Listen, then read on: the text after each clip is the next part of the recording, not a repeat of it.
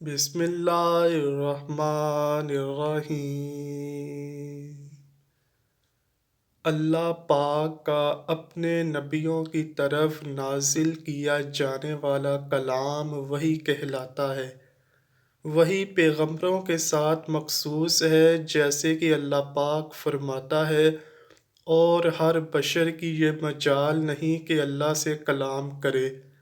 بعض اوقات ہمارے ذہنوں میں سوال آتا ہے کہ اللہ پاک نے ایک ہی دفعہ پورا قرآن نازل کرنے کی بجائے تھوڑا تھوڑا کیوں نازل فرمایا تھا؟ تو جان لیجئے کہ یہی سوال ایک دفعہ مشرکین مکہ نے حضور نبی کریم صلی اللہ علیہ وآلہ وسلم سے پوچھا تھا، تو اس کے جواب میں اللہ پاک نے سورہ فرقان کی آیت نمبر 32 اور 33 نازل فرمائی۔ اللہ پاک فرماتا ہے، اور یہ کافر لوگ کہتے ہیں کہ ان پر سارا قرآن ایک ہی دفعہ میں کیوں نازل نہیں کیا گیا؟ اے پیغمبر، ہم نے ایسا اس لیے کیا تاکہ اس کے ذریعے تمہارا دل مضبوط رکھیں، اور ہم نے اسے ٹھہر ٹھہر کر پڑھوایا، اور جب کبھی یہ لوگ تمہارے پاس کوئی انوکھی بات لے کر آتے ہیں، ہم تمہیں اس کا ٹھیک ٹھیک جواب اور زیادہ وضاحت کے ساتھ عطا کر دیتے ہیں۔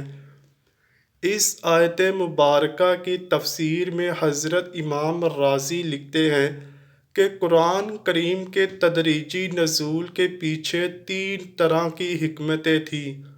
سب سے پہلے یہ کہ اگر قرآن ایک ہی دفعہ نازل ہو جاتا تو احکام کی پابندی اسی دن سے شروع ہو جاتی، مطلب پہلے دن سے ہی مسلمانوں پر تمام احکام لاگو ہو جاتے، جن پر ایک دم سے عمل کرنا مشکل ہو جاتا۔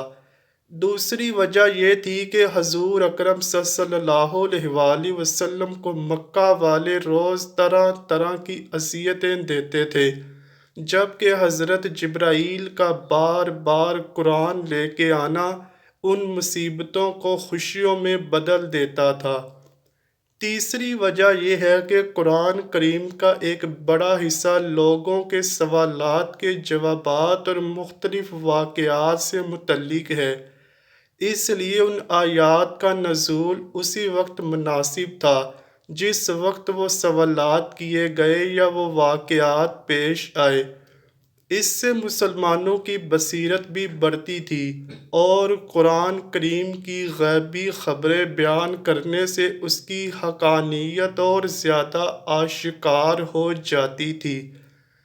ناظرین، مختلف انبیاء پر اللہ پاک نے مختلف طریقوں سے وحی نازل فرمائی، جبکہ اللہ پاک نے اپنی آخری نبی سرور کائنات آقا دو جہاں حضرت محمد صلی اللہ علیہ وآلہ وسلم پر 6 طریقوں سے وحی نازل فرمائی۔ ناظرین، ان 6 طریقوں سے متعلق آپ کو بتانے سے پہلے ضروری ہے کہ آپ کو وحی کی کیفیت کا حال سنایا جائے۔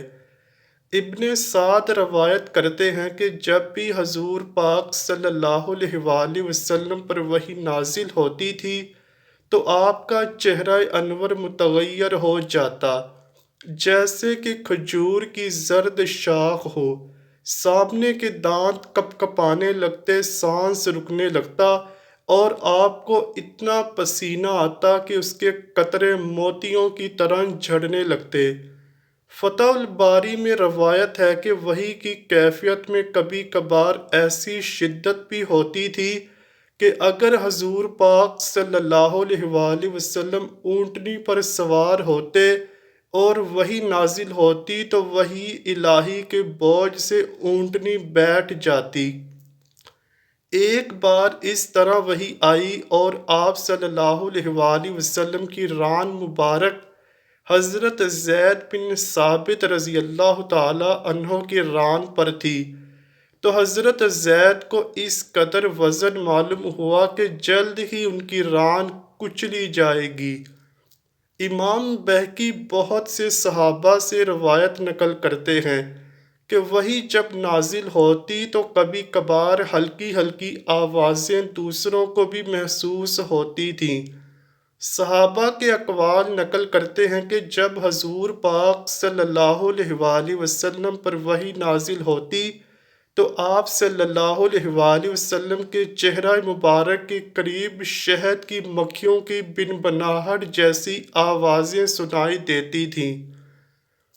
آئیے ناظرین ان 6 طریقوں کے متعلق آپ کو بتائیں کہ جس طرح اللہ پاک نے اپنے آخری نبی حضرت محمد صلی اللہ علیہ وآلہ وسلم پر وحی نازل فرمائی۔ سب سے پہلا طریقے کو امام بخاری روایت کرتے ہیں کہ ایک دفعہ حضرت صلی اللہ علیہ وآلہ وسلم سے حضرت حارث بن ہشام رضی اللہ تعالیٰ عنہ نے پوچھا، یا رسول اللہ صلی اللہ علیہ وآلہ وسلم، آپ پر وحی کیسے نازل ہوتی ہے؟ حضور پاک صلی اللہ علیہ وآلہ وسلم فرمانے لگے کہ وحی کی سب سے زیادہ سخت صورت یہ ہوتی ہے کہ جب مجھے گھنٹی کی سی آواز سنائی دیتی ہے اور اسی آواز سے نازل ہوتی رہتی ہے، پھر جب یہ سلسلہ ختم ہوتا ہے تو جو کچھ اس آواز نے کہا ہوتا ہے وہ سب مجھے یاد ہو جاتا ہے، اور کبھی فرشتہ میرے سامنے ایک مرد کی پیاری صورت میں آتا ہے اور مجھے پیغام سناتا ہے، وہ جو کچھ کہتا ہے مجھے یاد ہو جاتا ہے۔ شیخ محی الدین ابن عربی نے اس کا مطلب یہ بیان کیا ہے کہ ایک تو وحی کی آواز گھنٹی کی طرح مسلسل ہوتی ہے اور بیچ میں ٹوٹتی نہیں، دوسری گھنٹی جب تک مسلسل بجتی ہے تو عموماً سننے والے کو اس کی آواز کی سمت متعین کرنا مشکل ہو جاتا ہے، کیونکہ اس کی آواز ہر جگہ سے آتی ہوئی محسوس ہوتی ہے، اور کلام الہی بھی یہ خصوصیت رکھتا ہے کہ اس کی کوئی ایک سمت نہیں ہوتی، ہر جگہ سے آواز سنائی دیتی ہے۔ جب اس طریقے سے آپ صلی اللہ علیہ وآلہ وسلم پر وحی نازل ہوتی تو آپ پر بہت زیادہ بوجھ پڑتا تھا۔ حضرت عائشہ صدیقہ رضی اللہ تعالیٰ عنہ سے روایت ہے کہ جب اس شدت سے وحی نازل ہوتی تو سخت سردی کے دنوں میں بھی حضور پاک صلی اللہ علیہ وآلہ وسلم کی پیشانی مبارک پسینے سے شرابور ہو جاتی۔ وحی کی دوسری صورت یہ تھی کہ فرشتہ کسی انسانی شکل میں حضور پاک صلی اللہ علیہ وآلہ وسلم کے پاس آتا اور آپ کو اللہ کا پیغام پہنچا دیتا۔ روایت میں موجود ہے کہ حضرت جبرائیل علیہ السلام مشہور صحابی حضرت دحیہ کلبی رضی اللہ تعالیٰ عنہ کی صورت میں حضور پاک صلی اللہ علیہ وآلہ وسلم کے پاس تشریف لاتے اور اللہ پاک کا پیغام پہنچاتے تھے۔ وحی کی تیسری صورت یہ تھی کہ حضرت جبرائیل علیہ السلام کسی انسانی شکل اختیار کیے بغیر اپنی اصل صورت میں دکھائی دیتے تھے اور حضور پاک صلی اللہ علیہ وآلہ وسلم کو اللہ کا پیغام دیتے۔ ایسی صورت میں جب بھی حضور پاک صلی اللہ علیہ وآلہ وسلم کے پاس حضرت جبرائیل علیہ السلام آئے تو اللہ کا خاص پیغام ملا۔ وحی کی چوتھی صورت یہ تھی کہ آپ کو نزول قرآن سے پہلے سچے خواب آتے تھے، یعنی جو کچھ آپ کو خواب میں نظر آتا وہ اگلی صبح نمودار ہو جاتا۔ بخاری کے باب الوحی کی حدیث نمبر 3 ہے کہ حضور نبی کریم صلی اللہ علیہ وآلہ وسلم پر وحی کی ابتدا نیند کی حالت میں سچے خوابوں سے ہوئی۔ اس وقت جو کچھ آپ خواب میں دیکھتے وہ بیداری میں ہو جاتا۔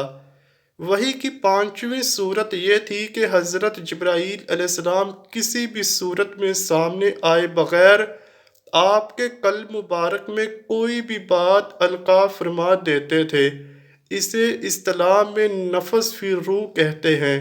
جیسے حدیث پاک میں حضور اکرم صلی اللہ علیہ وآلہ وسلم نے فرمایا ہے، حضرت جبرائیل نے میرے دل میں بات ڈالی کہ کوئی نفس مرتا نہیں یہاں تک کہ اس کا رزق مکمل ہو جائے۔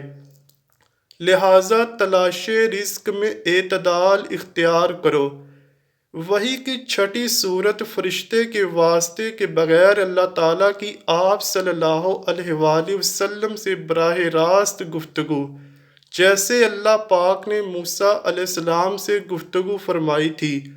وحی کی یہ صورت موسیٰ علیہ السلام کے لیے نص قرآنی سے قطعی طور پر ثابت ہے، لیکن نبی کریم صلی اللہ علیہ وآلہ وسلم کے لیے اس کا ثبوت قرآن کی بجائے معراج کی حدیث میں ہے۔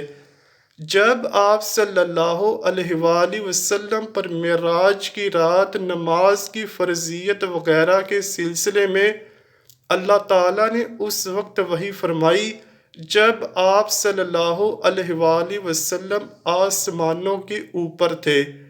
ناظرین، حضرت ابو ذر رضی اللہ تعالیٰ عنہ بیان فرماتے ہیں کہ رسول اللہ صلی اللہ علیہ وآلہ وسلم نے مجھ سے ارشاد فرمایا، تو صبح کو جا کر کتاب اللہ کی ایک آیت سیکھے، یہ تیرے لیے 100 رکعت نماز سے بہتر ہے، اور تو صبح جا کر علم کا ایک باب سیکھے، خواہ اس پر اسی وقت عمل کرے یا نہ کرے، یہ تیرے لیے 1000 رکعت پڑھنے سے بہتر ہے۔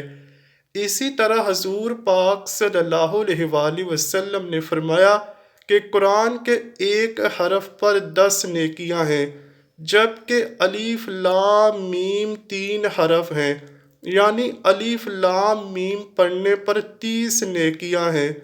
دوستو، زیادہ سے زیادہ قرآن پڑھیے اور سیکھیے۔ اللہ پاک ہم سب کو قرآن مجید پڑھنے، سمجھنے اور اس پر عمل کرنے کی توفیق عطا فرمائے۔ بروز قیامت اللہ پاک ہمارے گناہوں پر پردہ فرما کر ہمیں نبی پاک صلی اللہ علیہ وآلہ وسلم کی شفاعت نصیب فرمائے۔ کمنٹ سیکشن میں آمین لکھنا مت بھولیے گا۔ امید کرتا ہوں کہ آپ کو ویڈیو ضرور پسند آئی ہوگی۔ اگر ویڈیو پسند آئی ہے تو ویڈیو کو لائک کیجئے، شیئر کیجئے اور چینل کو لازمی سبسکرائب کیجئے۔ ملتے ہیں اگلی ویڈیو میں، تب تک کے لیے اللہ حافظ۔